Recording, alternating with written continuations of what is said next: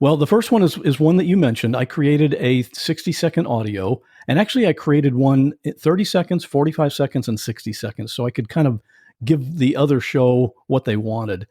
So I created that. It was a promo describing my show and where they can listen and all that.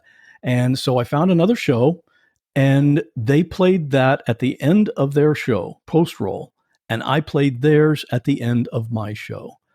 And it worked well. That was the first time I'd ever tried to do anything like this, but I had planned it a little bit ahead of time to make sure that our audiences were similar.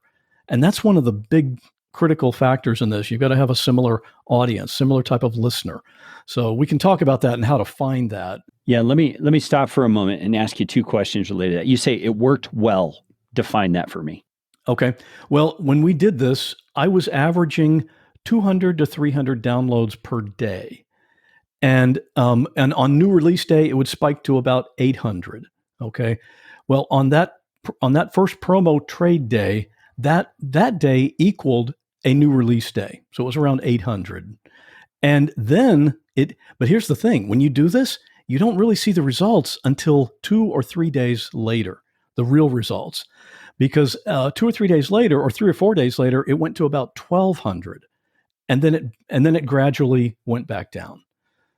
So it's kind of funny, you notice that the other show just played your promo, and you go to look at your numbers. Well, what happened? It's not up as much as I thought it would be, but it's a delayed reaction. Yeah. So in a few days, you saw a spike in overall downloads, and did I hear you right that it went back down to normal numbers after that?